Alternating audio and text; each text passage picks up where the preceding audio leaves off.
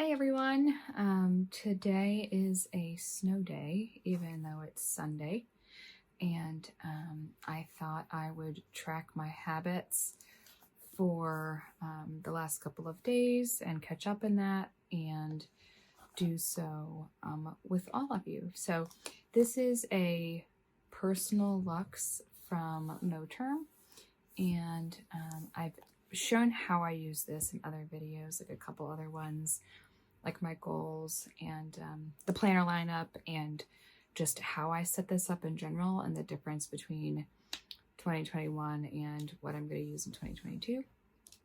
But before I go ahead and get started sharing this and the details and how I use it and track along with all of you, I did want to talk about another piece of the puzzle of what I incorporate in my planning of those habits. And that's an app called Sleep Cycle. So I'll explain a little bit about how you use it and how I use it to track sleep, why, and then we'll get into how I take that data and go ahead and put it into my habit tracker. But first, let's review the app. So this is the app called Sleep Cycle, and I'm just swiping over to my journal and the data. So this shows the day, so Saturday's data, and then I'm scrolling back and you can see the information that's provided, the time in bed, the quality, the length of sleep, and other information when I went to bed, when I woke up. Now, before we get into thinking that I have this miraculous sleep schedule, it's a goal, and you can see how everything is increased over the week. But if we go into history and we see the average of when to bed, you can click on that data. So I'm going to show that. Now we see between 12 and 4 a.m. was the average sleep time. And only this last week have I been going to bed before midnight, really. So I can take that data and go over the months and then over the entire year. And we'll see from when I started tracking in May to the last 3 months, November, December, January, that huge hump, that's all going to bed after midnight. So I haven't really gone to bed after midnight for 3 months, with the exception of this last week. So that is very telling for me. And I really like having the data available. I take this and I track the quality, the time of sleep, when I went to bed, when I woke up, in my habit tracker, just so I can see it every day. So I hope this helps. All right, so now that we've gone over some of that sleep app, I'll go ahead and open this up. And so the routine for habits, you'll see I've missed like yesterday, so I'm going to track for yesterday and today, or a couple days ago, depending on the section. I do have sections. It's yearly, and what I'm tending to is just like overall for the year what was tracked. Maintenance is like, I don't know, like haircuts and facials or chemical peels, eyebrow threading, stuff like that. Routines, I don't have a whole lot in here. Haven't really been able to stick to like one specific routine, but I'm working on it. It's part of the goals. I do have a brain dump, although I stopped really tracking a brain dump per se because I have now a separate brain dump, and that's what I have here. So it's just a basic Stalogy. There's some stuff tucked away in it because I have to do that today. And then there's a fitness section, and then all of the like habit trackers, and then goals I'm experimenting with, but I showed how I tracked my goals the other day, and then other, which for now is just holding the other tabs. So first thing I would do sometimes if I'm tired and I forget is I pull out the daily tasks, like things I want to track. So sleep, my habits, food and a workout, maintenance, and then the year. And I'll show that in a second. So I'll leave that down here. This card is from Planner Press, and I just took a label maker and put some stuff on it. It's kind of old. But so if I come to maintenance, and this is from Sparkly Peach Co., but she's no longer in business. I think she's now Mayonnaise and Plans, but she has a great account. This is from Planner Press. I love that. And then this is something I started doing. So here, like, it's just maintenance related, either tasks or spending. So I had that laser done, and then I did online shopping at Bluemercury for some things I was starting to run out of to help follow up after that laser. And I just track it with some colored dots.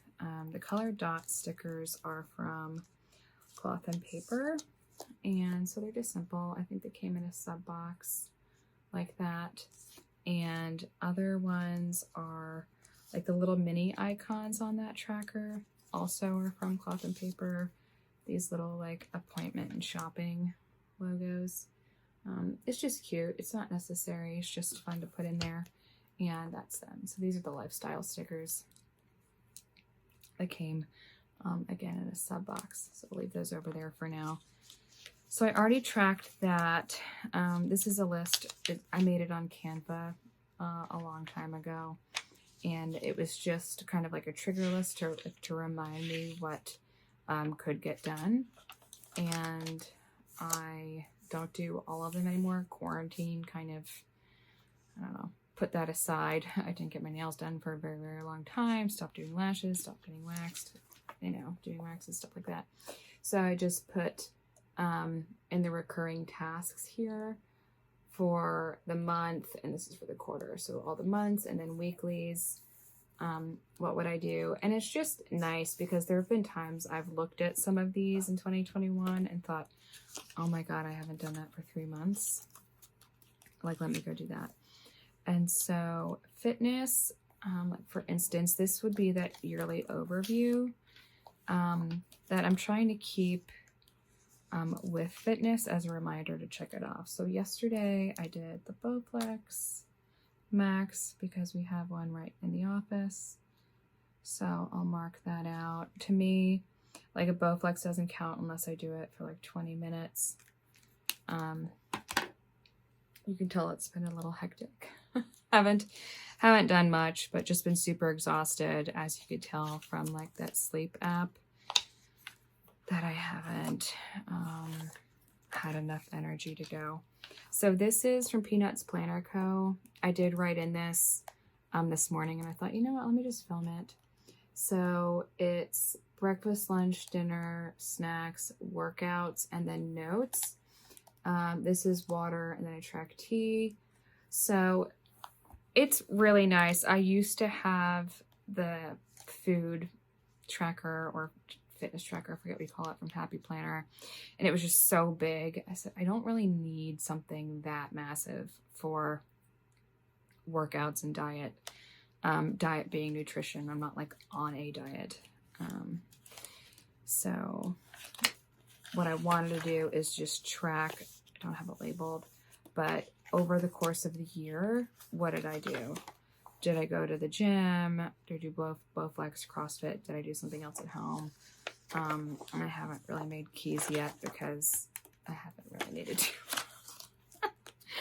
And so that's fitness. But I really like having that. I come in, I track that and make sure I did that. Then I get to the habit tracker, my husband. I don't remember which shop this is from, but if I do remember, I'll put it in the link below. But you've seen this in my goals planner. Tough times never last, but tough people do. Cloth and Paper, also Cloth and Paper. And so this is like the overview section where I've taken some of those yearly overviews and I log it. So sleep, if I slept more than 8 hours that night. Now that is a goal. As you could tell, over the last 3 months, I went to bed between 12 and like 4 a.m. for 3 months straight. So I said, no more if I can help it. So that's what I'm tracking there, and a few other things. And then we get into sleep. So what I realized, what I started to do, and this is where I start to fill stuff out that I might just, fast forward because you get the point. but I started to see sleep was so important to me, and I've honestly never really let myself sleep. But I'll track, you can see here from the app, I've started highlighting if the quality was over 80%. So it's quality of sleep, how long was I asleep, when did I go to bed, and when did I wake up. So went to bed at and woke up at what time. And then I started to track between 5 to 10 hours of sleep. What am I getting? So I can visually see it. But then what I started to do, because I do have a habit tracker that I'll track that you'll see, but I wrote down some things that were directly impacting sleep. And that only came from, tracking for a full year. Now, can I put 2 and 2 together and figure out what would make me sleep poorly or better than other nights? Yeah, probably. But did I do strength training, Bowflex? Did I do self-care for myself? Caregiving, was I doing a lot for my mom that day that was maybe really taxing? Aftermath, was there something that like blew up that day and caused me a lot of anxiety? Couldn't sleep. My mind was going all over the place. It was a high stress, a high anxiety. Did I have headaches? Did I go to bed after 12? And then did I read in bed? Now, headaches, this is where it's like going to bed after 12 and waking up with a headache is nearly directly correlated, which is why I tried to make, if you saw my goals planner, in the goals, it said I wanted to track sleep and get on a healthier sleep pattern. So I'm working on that. And to help those headaches as well. So this is just high level. And then what I intend to do is that once January is done, I'll take the next insert for that month and I'll just plug it in here, and then I start the next month. And then at the end of the year, I'll have all of these fold outs to look over. And I haven't done it that way before, and I'm looking forward to it. But this was tracking moods. I don't know that I'm going to do that because I track it separately, but I might. So this might look different at the end of the month. We'll come back in and check that out. But then this is just the daily. Then this is where all the habits come in. So I've highlighted weekends, and I go in and I fill in certain days. And like, do I see patterns? I did it this way because it's kind of like the flow of the day. And am I finding patterns? Now I do a lot of data analysis in my job. So maybe this is more for a data analytic person. But really there are days where I sit down to track habits at night and I thought I could probably drink an extra glass of water, or I need to go take my vitamins or take extra vitamins, or I'm going to use my dumbbells for 10 minutes. I mean, just anything. And this, it's almost like that skincare and hair care where sometimes it's the only few minutes you really get for yourself, and you slow down and you do something for you, and it helps. So this gives me the time to go track it, but it also helps me maintain some of those things that I really want to keep track of. So that's basically it for what I track. And so what I'm going to do is I'm just going to fill that out. So if you feel like you don't want to, stick around for how it gets filled out, that's totally fine. But if maybe you're brand new to habit tracking, would love for you to stick around, and I'll catch back up with you in a minute.